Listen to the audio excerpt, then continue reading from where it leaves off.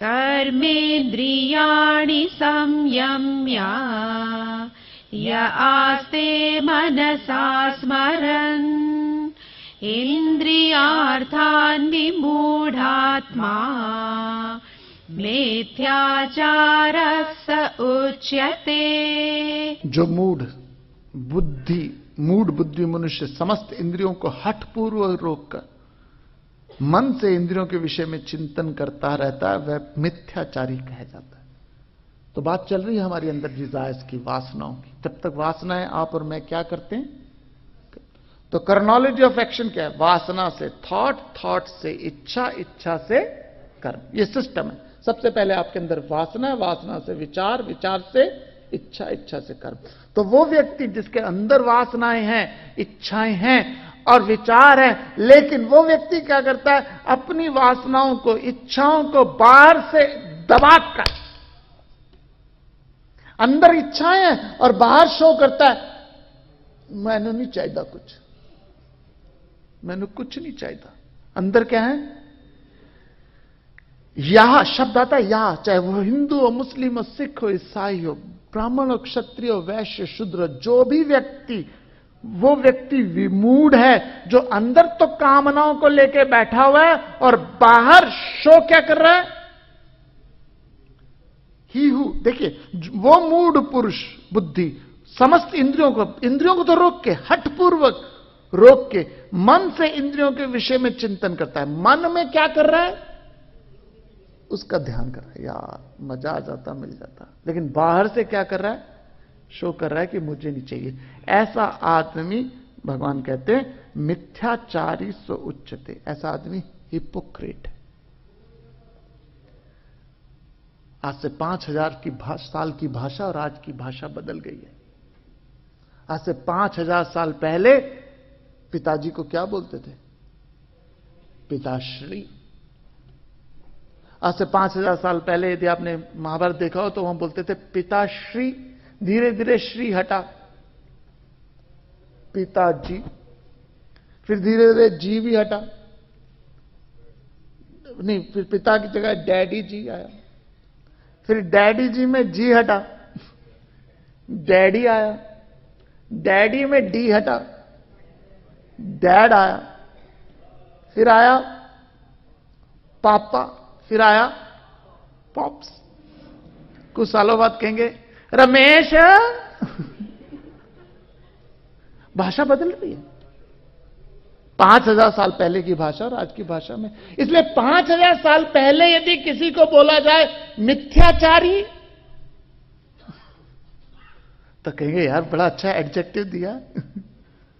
आज की भाषा में उसका क्या मतलब है आप खुद निकाल लीजिए। हम सब लोग क्या कहते हैं? हमारे अंदर डिजायर्स हैं, हमारे अंदर कामनाएं हैं, हमारे अंदर इच्छाएं हैं। कोई प्रॉब्लम नहीं है, हम सब में इच्छाएं हैं। अब उस इच्छा को कैसे एग्जीक्यूट किया जाए? अब यहां पे मैं आपको मूल मंत्र देता हूं, कर्म को किया कैसे जाए। हर कर्म में दोष है, ये बात है, हर कर्म में दोष है। अब कुछ भी काम कर दीजिए उसमें पंगे हैं। कोई भी काम शुरू कर दीजिए उसमें पंगे हैं। अब इसलिए पंगे हैं इसलिए मैं नहीं करता।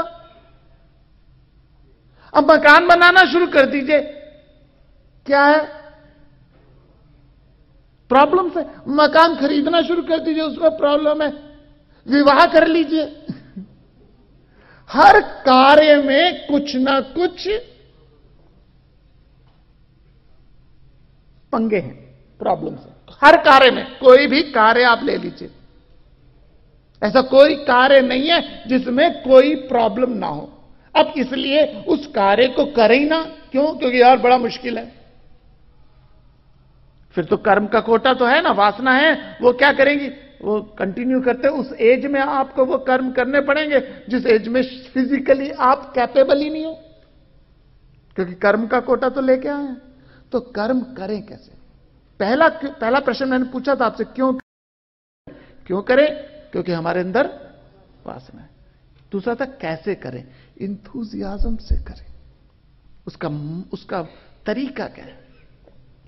शास्त्रों ने उसका तरीका बताया, आप अपने कर्म को कर्म योग बनाओ। अध्याय का नाम क्या है? ये कर्म आप अपने लिए मत करो, आप इसलिए करो कि प्रभु ने मुझे इस कार्य के लिए चूज किया है। तो निमित्त मात्रम मेवापि, कोई भी कार्य मुझे करना, प्रभु ने इसलिए चूज किया, मतलब ये नहीं कि वो खाली बैठे थे, कोई कमी नहीं, लोगों की कमी नहीं है, कोई और मिल जाएगा, लेकिन आपको चूज किया। आप ऑफिस में किस आदमी को कौन सा काम देते हो? आप अगर ऑफिस में किसी व्यक्ति को कोई कार्य देते हो तो वो सोचते हो कि इस कार्य में ये सक्षम है, तभी आप देते हो। आप मुश्किल कार्य ऑफिस में किसको देते हो? जो उस कार्य में सक्षम हो।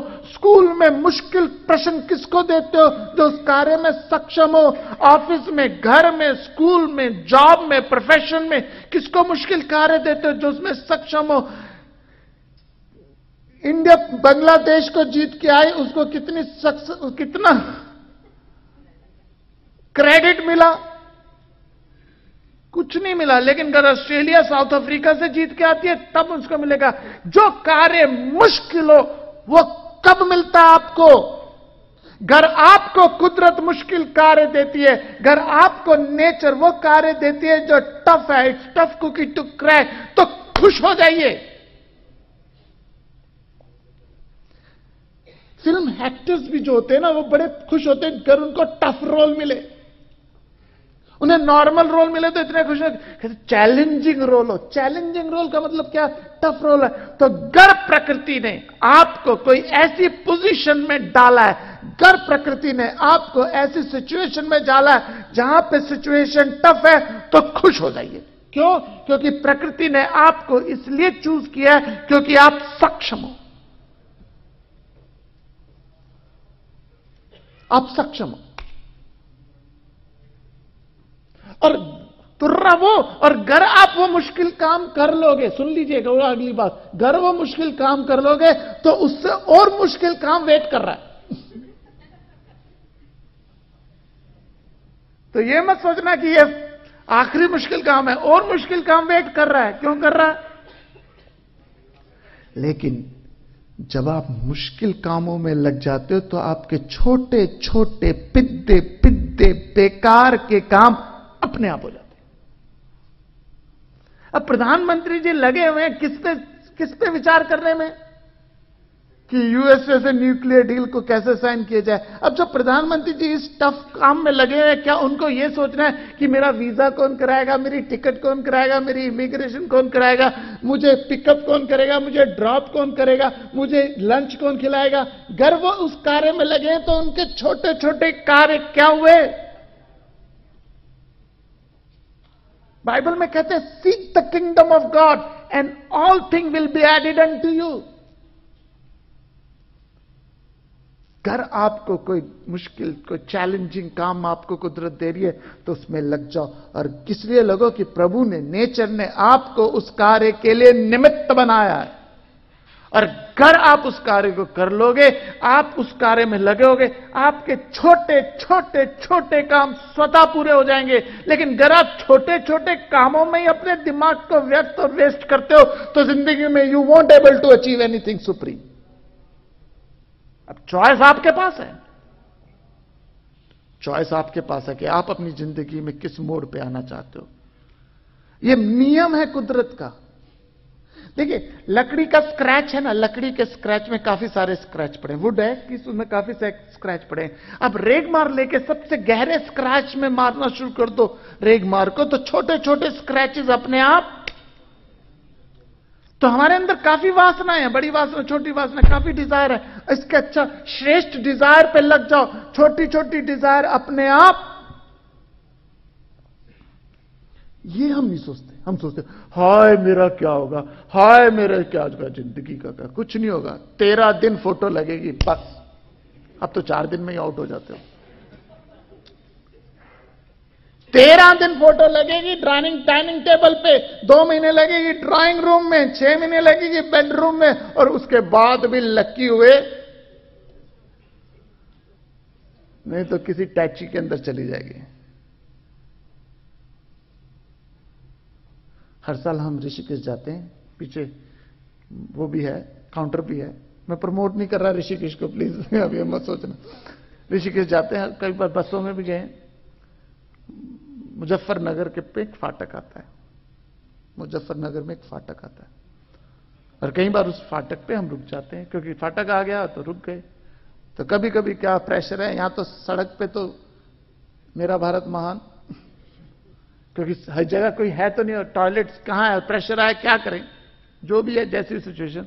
तो कभी जाओ नीचे, उधर एक बार मैं गया नीचे मुजफ्फरनगर के फाटक के पास, नीचे गया, लघुशंका करने लगा, सडनली देखा 2 मटके पड़े हुए लाल कपड़े के बंधे हुए वहां पे पड़े।